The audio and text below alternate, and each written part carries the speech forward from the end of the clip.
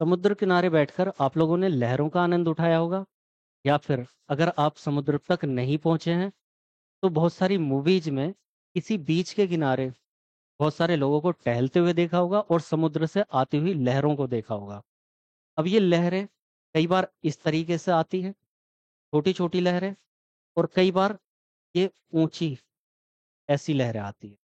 तो आज हम कुल मिलाकर समुद्र, समुद्र का जल स्तर, समुद्र में आने वाली लहरें और ज्वार भाटा को समझने वाले हैं।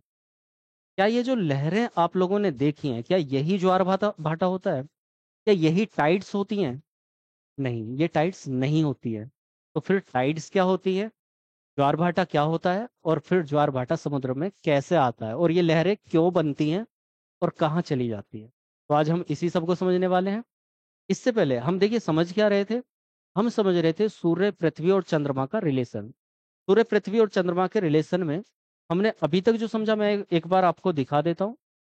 हमने ये सूर्य, पृथ्वी और चंद्रमा का रिलेशन समझा, आपसी संबंध क्या है, और इस रिलेशन के कारण बहुत सारे जो यहाँ पर कारक निकल के आ रहे हैं।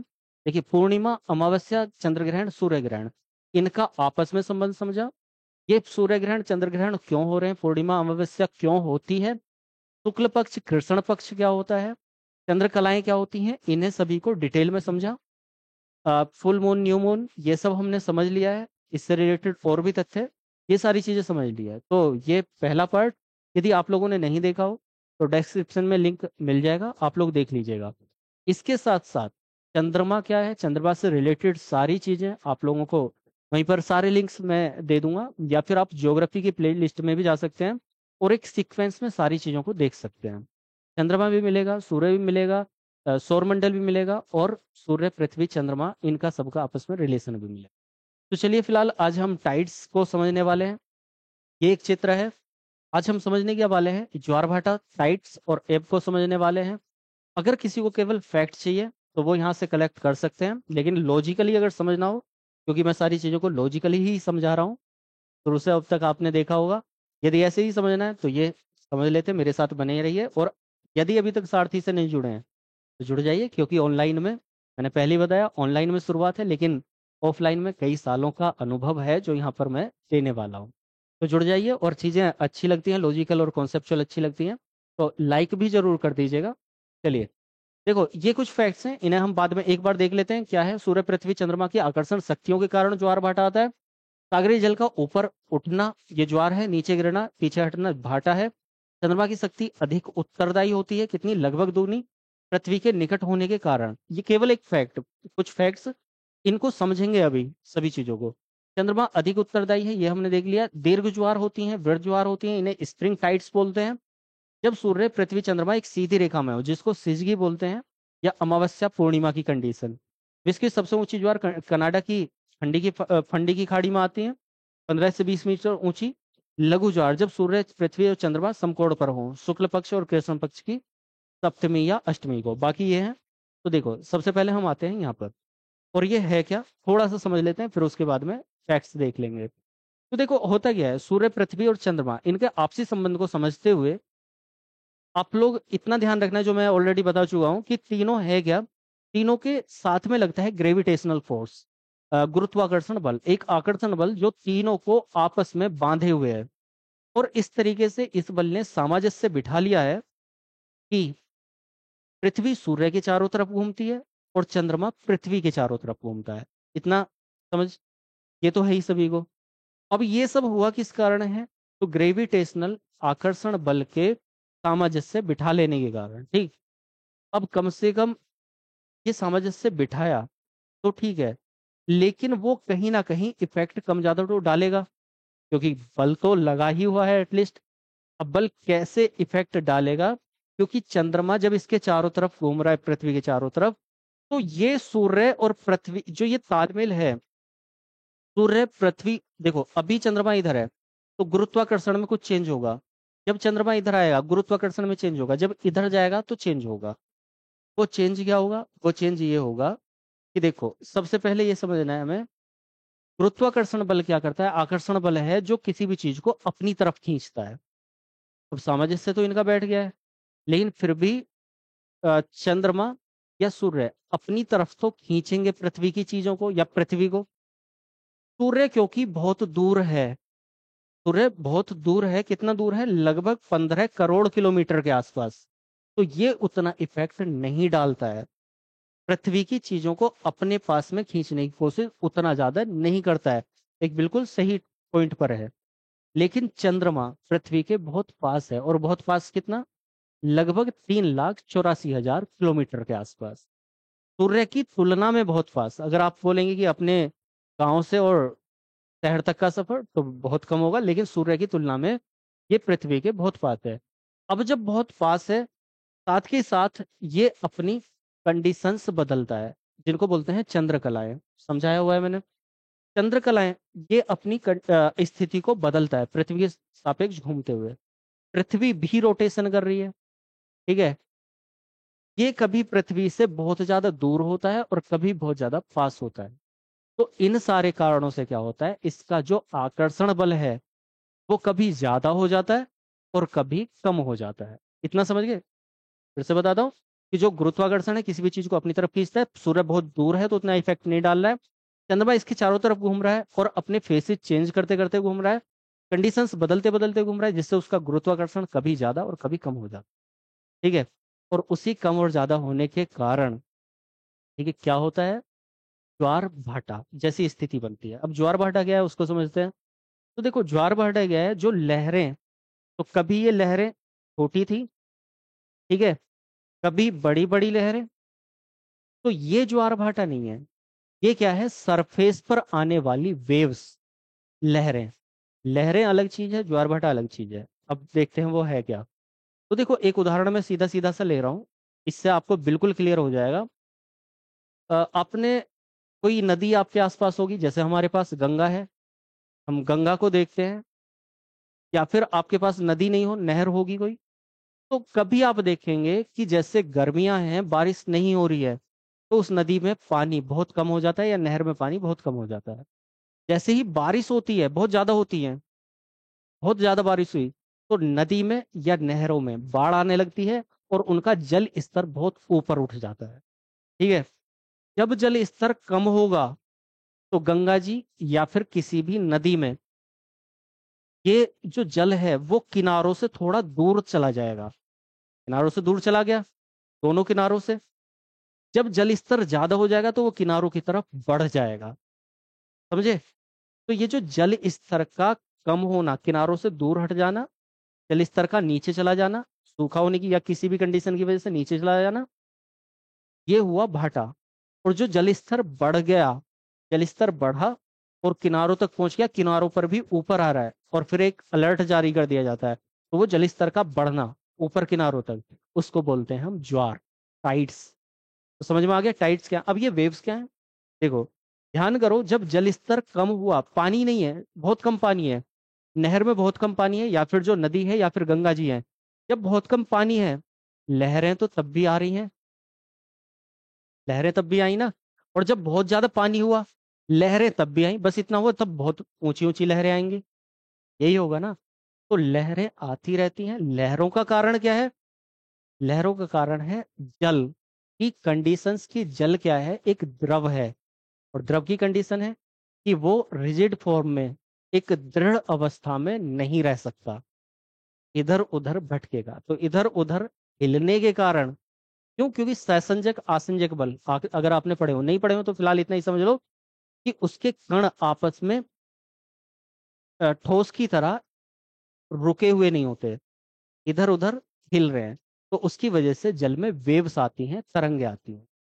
तो वो जो जल में वेव्स तरंगे आ रही हैं, वो जब जल का स्तर नीचे है तब भी, और जब जल का स्तर ज्यादा है तब भी।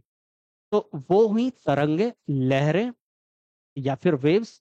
और जल का ऊपर उठना, नीचे जाना, ये हुआ ज्वार और भाटा। इतना समझिए, ठीक है। फैक्ट्स को अभी लेंगे, सारे जितने भी फैक्ट्स हैं एग्जाम ओरिएंटेड हैं या फिर जैसे भी हैं, आप लोगों को समझने के लिए वो अभी लेंगे। पहले इस चीज को एक बार समझ लेते हैं।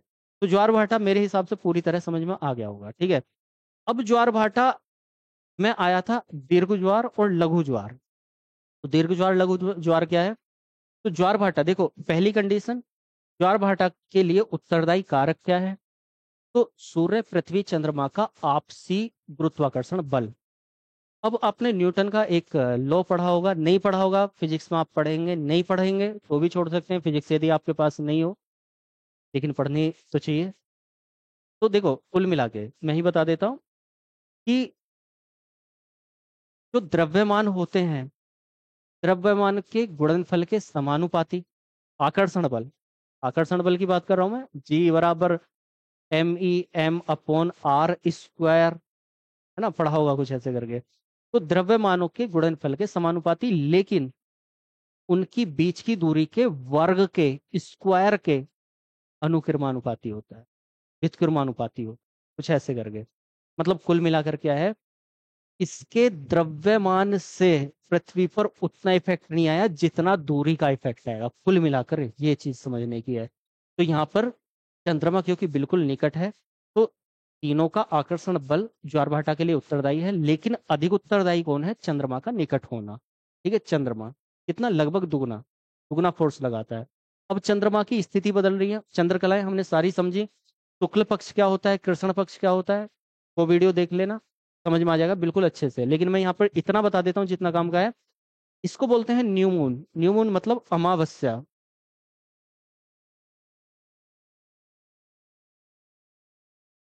ये हुई अमावस्या। ठीक है, ये स्थिति है फुल मून। फुल मून मतलब पूरा चंद्रमा दिख रहा है, पूर्णिमा। ठीक है, तो अमावस्या और पूर्णिमा को आती हैं स्प्रिंग टाइड्स, अमावस्या को और पूर्णिमा को। ठीक है, स्प्रिंग टाइड्स मतलब दीर्घ ज्वार। क्यों आती हैं अभी बताऊंगा। तो दीर्घ ज्वार कब आती हैं, पहले तो वो समझ लो, दीर्घ ज्वार आती हैं कब, जब सूर्य, चंद्रमा और पृथ्वी एक सीध में हो। सूर्य यहाँ पर हो, चंद्रमा यहाँ पर हो, पृथ्वी यहाँ पर हो, ये अमावस्या वाली कंडीशन है, तो दीर्घ ज्वार आएंगी। या फिर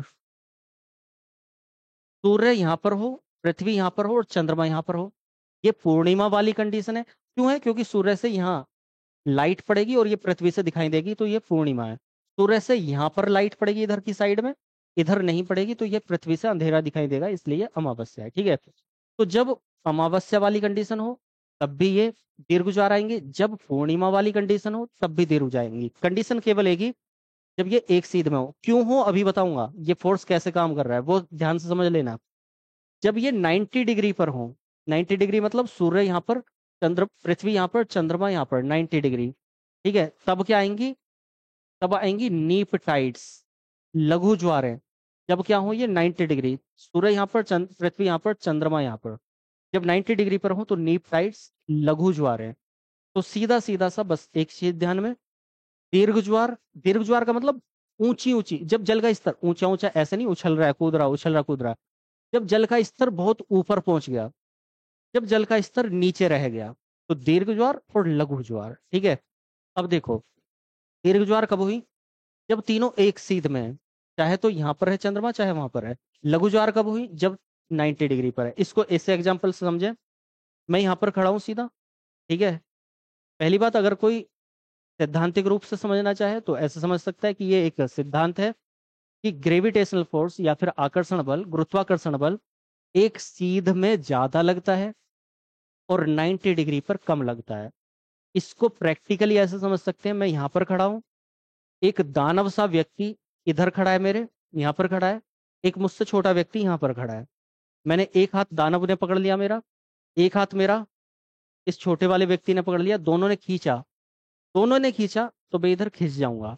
क्यों, क्योंकि दोनों का बल एक तरफ है तो ज्यादा लग रहा है। समझ गए।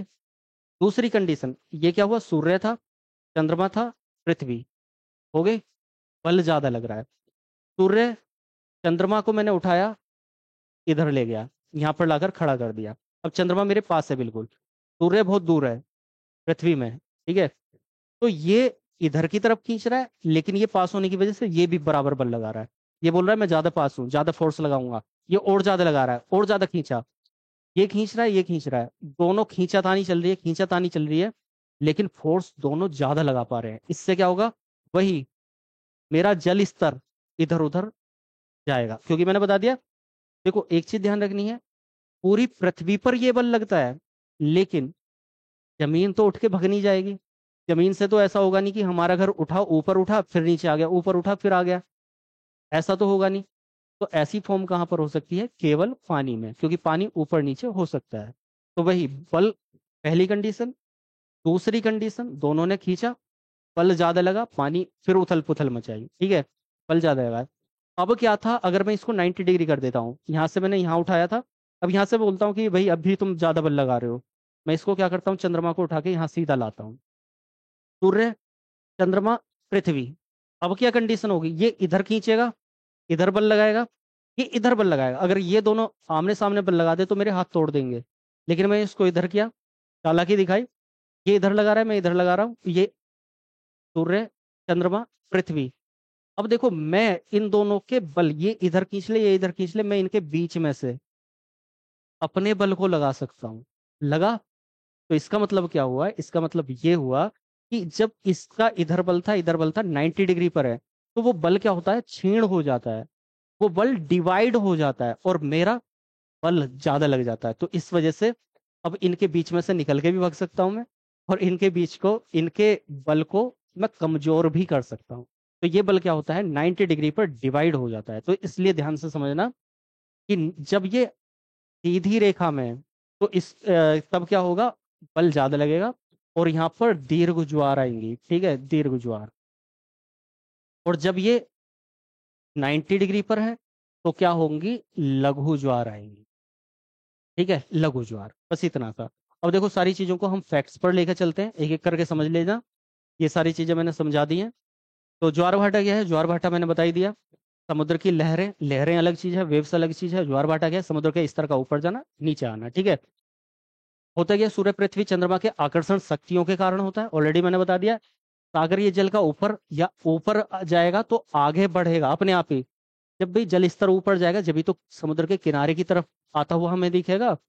जब जल स्तर कम होगा तो बस किनारे से पीछे जाता हुआ दिखेगा, सिंपल सी बात है। तो बोलते हैं ज्वार, और पीछे हटना इसको बोलते हैं भाटा, इंग्लिश में टाइड्स एंड एब, ठीक है। अधिक उत्तरदायी क्या होता है, चंद्रमा का बल होता है, लगभग दुगना बल लगाता है। क्यों? क्योंकि पृथ्वी के पास है, ऑलरेडी मैं समझा चुका हूँ। दीर्घ ज्वार, वृहद ज्वार क्या होती है, बड़ी बड़ी ज्वार क्या होती है, मतलब सीधा सा जल स्तर ज्यादा ऊपर उठना, स्प्रिंग टाइड इंग्लिश में बोलते हैं। जब सूर्य पृथ्वी चंद्रमा एक सीधी रेखा में हो, ऑलरेडी मैंने बता दिया। ये कंडीशन कब होती है, अमावस्या और पूर्णिमा को, ठीक है, दोनों को होती है। दूसरी, इस कंडीशन को क्या बोलते हैं, सिजगी। जब ये एक सीध में हो तो इसको बोला जाता है सिजिगी, नाम ध्यान रखना है, सिजिगी। तो सिजी को दीर्घ ज्वार आएंगी, अमावस्या को दीर्घ ज्वार आएंगी, पूर्णिमा को दीर्घ ज्वार आएंगी। विश्व की सबसे ऊंची ज्वार, ठीक है, देखो, समुद्र के लेवल का ऊपर ज्वार, दीर्घ ज्वार। समुद्र के लेवल का ऊपर ज्वार, नीचे चला गया तो भाटा। एक एवरेज जो सामान्य है उसको हमने औसत मान लिया। अब उससे ऊपर जाएगा दीर्घ, नीचे आएगा भाटा, ठीक है। अब सबसे ऊपर भी कहाँ पे गया, पूरी पृथ्वी पर तो सबसे ऊपर जाता है सबसे ऊंची ज्वार फंडी की खाड़ी में, कहाँ पर पड़ता है, कनाडा में, लगभग 15 से 20 मीटर ऊंचा। अब खुद सोच सकते हो 15-20 मीटर ऊंची कितना जल का स्तर उठ जाता होगा, ठीक है। लघु ज्वार, नीप टाइड, जब सूर्य पृथ्वी चंद्रमा समकोण पर हो, ऑलरेडी मैंने बता दिया है। तो ये कब होता है, शुक्ल पक्ष और कृष्ण पक्ष की अष्टमी या सप्तमी को। अगर आपको नहीं पता हो तो मैंने ऑलरेडी डिटेल में समझाया हुआ है। ये जो कंडीशन होती है ये अष्टमी सप्तमी की कंडीशन होती है, क्यों होती है तो वो बताया हुआ है, ठीक है। तो ये आप लोगों ने समझ लिया। इसके बाद में आते हैं यहाँ पे, ये ऑलरेडी मैं समझा चुका हूं कि एपीजी पेरीजी क्या होता है। पेरी, देखो, ये पृथ्वी है, एक कंडीशन होती है जब चंद्रमा इसके बिल्कुल पास है, एक कंडीशन होती है थोड़ा दूर है, ठीक है। 20 लाख किलोमीटर चंद्रमा पास आ जाता है और इतना ही लगभग दूर चला जाता है, लगभग मैं बोल रहा हूँ मैं, सॉरी लाख नहीं, 1000 किलोमीटर, गलती से लाख बोल गया मैं। तो चंद्रमा से पृथ्वी की दूरी कितनी है, 3,84,000 के आसपास। तो 20 1 हजार 20-25 हजार ज्यादा हो जाता है, 20-25 हजार कम हो जाता है। तो होता क्यों है, ऑलरेडी मैं चंद्रमा वाले वीडियो में डिटेल में समझा चुका हूँ, देखना है तो डिटेल में उसमें समझ लेना। कुल मिला के अभी के लिए ये समझ लो आप कि एक स्थिति होती है जब चंद्रमा पास में है पृथ्वी के, एक होता है जब दूर है। पास में है उस स्थिति को हिंदी में बोलते हैं उपभू। उप मतलब निकट, भू मतलब भूमि के। उप प्रधानमंत्री, उपराष्ट्रपति, उप मुख्यमंत्री मतलब निकट वाले, तो उपभू। अपभू मतलब दूर वाली स्थिति, इंग्लिश में पेरिजी और एपोजी, ठीक है। तो जब पास होगा, देखो, ज्वार भाटा जो आ रहा था किसके कारण आ रहा था? चंद्रमा के। चंद्रमा क्योंकि निकट है सूर्य की अपेक्षा, इसलिए आ रहा था। निकट में भी अगर और निकट हो जाए और पास हो जाए तो तब तो और ज्यादा ज्वार हो जाएंगी, ज्वार ज्वार और ऊंची हो जाएंगी, है ना। तो निकट था इसलिए चंद्रमा अधिक उत्तरदायी था, अगर और ज्यादा निकट हो गया तो और ज्यादा दीर्घ ज्वार हो जाएंगी। तो एपी ये सॉरी पेरिजी उपभू वाली स्थिति में क्या होता है? ज्वार उत्पाद बल सर्वाधिक होता है। अगर पूछ ले जाए सर्वाधिक ज्वार उत्पाद बल कब होता है, तो पेरिजी उपभू वाली स्थिति में। क्यों? क्योंकि चंद्रमा ज्यादा निकट होता है, ठीक है, इसलिए यहाँ पर उच्च ज्वार आती है और सामान्य से लगभग 20% तक ऊंची चली जाती है, 20% ऊंची चली जाती है। और ये पेरिजी वाली स्थिति में ज्वार उत्पाद बल कैसा होता है? न्यूनतम। न्यूनतम कब होता है? अपभू वाली स्थिति में, एपोजी वाली स्थिति में। लघु ज्वार आती है यहाँ पर सामान्य से 20% तक कम हो जाती है, ठीक है। तो ये हो गया। अब देखो दैनिक ज्वार, दैनिक ज्वार का मतलब जो डेली आती है ज्वार, कुछ नहीं है, किसी एक स्थान पर एक दिन में आने वाली ज्वार भाटा। ज्वार भाटा जो आता है प्रतिदिन आता है। प्रतिदिन कितनी बार आता है? तो 2 बार आता है। इसको भी ध्यान रखना है कि पृथ्वी पर प्रत्येक स्थान पर प्रतिदिन ज्वार भाटा क्या होता है? 2 बार। ज्वार का समय निश्चित होता है ज्वार भाटे का? नहीं होता। कहीं भी किसी भी स्थान पर अलग अलग टाइम पर ज्वार भाटा आता है, लेकिन ज्वार भाटे का समयांतराल निश्चित होता है। समयांतराल का मतलब एक निश्चित समय के बाद में ज्वार भाटा आता ही आता है, ज्वार आती आती है। कितना समय होता है वो?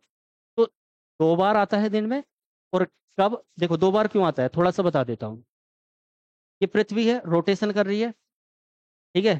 चंद्रमा तो इसके चारों तरफ घूम रहा है। एक बार मान लेते हैं कि चंद्रमा इधर है, यहाँ पर, या यहाँ पर मानते हैं चंद्रमा इधर है इसकी सीध में। अब चंद्रमा इधर है, जैसे ही पृथ्वी घूमेगी तो इसने यहाँ से मैं पृथ्वी की जगह इसको घुमा रहा हूँ जिससे आप लोग आसानी से समझ जाए। 12 घंटे में ये कंडीशन हो गई। 12 घंटे लगे क्योंकि 24 घंटे में तो पूरा हो जाता ना। 12 घंटे में ये हुआ। अब चंद्रमा तो इधर था, 12 घंटे में इधर अपोजिट साइड में, फिर 12 घंटे में अपोजिट साइड में। तो ज्वार भाटा जो आता है प्रत्येक 12 घंटे के बाद अपोजिट अपोजिट अपोजिट अपोजिट चंद्रमा स्थिति बदलता रहता है, इसलिए होता है। लेकिन क्योंकि पृथ्वी घूमते हुए आगे भी तो बढ़ रही है ना, थोड़ा सा उतना 12 घंटे का टाइम एक्स्ट्रा, 12 घंटे के सापेक्ष चंद्रमा थोड़ा सा ज्यादा टाइम लेता है। यहां से इसको 12 घंटे लगे, ये इधर आया, ठीक है, चंद्रमा की स्थिति बदली। लेकिन इतनी देर में 12 घंटे में ये रोटेट हुई। चंद्रमा भी तो थोड़ा सा पीछे रह जाएगा, उसको भी तो ज्यादा टाइम लगेगा आगे चलने में। तो इसलिए उसको 26 मिनट एक्स्ट्रा लग जाते हैं। तो 12 घंटे में मैंने बता दिया, 12 घंटे में इधर, 12 घंटे में उधर, फिर 12 घंटे हो गए तो पूरा एक घूर्णन हो जाता है। तो इसलिए 12 घंटे निश्चित है। 12 घंटे बाद ज्वार, दूसरी ज्वार आएगी, पहली इधर आई थी अब उधर आएगी, ठीक है। अब क्या, ये 26 मिनट इसको एक्स्ट्रा लग जाते हैं, बस इतना ध्यान रखना। तो 12 घंटे 26 मिनट के बाद ज्वार आती हैं। और अब इधर है तो इफेक्ट वो दूसरी तरफ भी डालेगा, ये भी बात ध्यान रखनी है। उधर है तो इफेक्ट इधर भी डालेगा, दोनों तरफ सीध में इफेक्ट डालेगा, ठीक। इसका अपवाद क्या है? देखो दोबारा से बता रहा हूँ, पृथ्वी पर प्रत्येक स्थान पर ज्वार भाटा 2 बार आता है, एक दिन में 2 बार, 12 घंटे 26 मिनट बाद आता है। लेकिन इसका अपवाद है साउथ हैम्पटन। कहाँ पर पड़ता है? इंग्लैंड के दक्षिणी पूर्वी तट पर पड़ता है। यहाँ पर दिन में क्या आता है? 4 बार ज्वार भाटा आता है। सभी जगह 2 बार आता है, पूरी पृथ्वी पर 2 बार आता है दिन में। लेकिन यहाँ पर 4 बार आता है, 2 बार समुद्र के कारण, उत्तरी सागर है यहाँ पर, और 2 बार इंग्लिश चैनल के कारण। इंग्लिश चैनल, उत्तरी सागर, बाल्टिक सागर, भूमध्य सागर, ये सब क्या है, ज्योग्राफी में आप मैपिंग करोगे, मैं करवाऊंगा, वहाँ डिटेल में समझ में आ जाएगा क्या क्या है, कहाँ कहाँ है। तो फिलहाल तो एक बार समुद्र के कारण, एक बार सॉरी 2 बार समुद्र के कारण, 2 बार इंग्लिश चैनल के कारण इस साउथ हैम्पटन में 4 बार ज्वार भाटा आता है, सामान्यतः 2 बार आता है, दैनिक ज्वार जिसको बोलते हैं हम। और उपभू में ज्यादा बड़ी ज्वार हो जाती है, अपभू में छोटी ज्वारें रह जाती हैं। इसका रिवीजन भी मैंने साथ के साथ करवा दिया। अब लास्ट बचता है हमारा ज्वार भाटे के लाभ। तो ज्वार के क्या लाभ हैं? ज्वार क्योंकि ऊर्जा उत्पादन करेगा, ज्वार है, स्तर बढ़ रहा है जल का, तो ऊर्जा, ज्वारीय ऊर्जा उसको बोलेंगे, ये प्रदान करता है। ज्वार ऊर्जा मिलेगी तो हम बिजली प्रोडक्शन कर सकते हैं, बिजली बना सकते हैं। नेविगेशन होगा, जहाज हैं उनको समुद्र तट तक लाना है। जब समुद्र का जल स्तर बढ़ा उसके साथ बह के आगे, फोर्स कम लगाना पड़ा, जैसे ही वापस जाएगा तो हम यहाँ से भेज देंगे, उनके साथ वापस चला जाएगा। यहाँ पर रोकना है, रोक लिया, जल वापस चला गया, ठीक है। तो नेविगेशन में सहायता करता है कई जगह, और मछली पालन में भी सहायता करता है, फिश प्रोडक्शन में, ठीक है। तो कुल मिलाकर ये हो गया है, ये इसके लाभ देख लो आप लोग। ये एपीजी पेरीजी में, ये डेली की ज्वार 2 बार इतने टाइम में, एक ज्वार और एक भाटे का जो समय होता है, ये बात ध्यान रखना, एक ज्वार और एक भाटे का समय क्या हो जाएगा, इसका आधा। क्योंकि देखो, एक सॉरी, एक ज्वार से दूसरी ज्वार का समय कितना है, 12 घंटे 26 मिनट। ज्वार के बीच में आता है भाटा, इसका समय कितना हो जाएगा, इसका आधा, 6 घंटे 13 मिनट। तो इतना थोड़ा सा ध्यान रखना है, ठीक है। तो ये हो गया। इसके अलावा हमारा ये फर्स्ट था, तो ये सारा आप देख लो, सिजगी और ये सब कंडीशंस, कुल मिलाकर ये हमने समझ लिया है। तो ये आप लोगों को कैसा लगा, कितना समझ में आया, कैसा नहीं लगा, आप कमेंट में बताइए। कुछ चीज़ नहीं समझ में आई हो कमेंट में बताइए, मैं समझाऊंगा। और अच्छा लगा हो तो लाइक करके आगे बढ़ा दीजिए। और अभी तक सारथी से नहीं जुड़े हो तो जुड़ जाइए। बस इतना ही, मिलेंगे नेक्स्ट सेशन में, अगली वीडियो अगले सेशन के साथ। तब तक के लिए धन्यवाद। जय हिंद।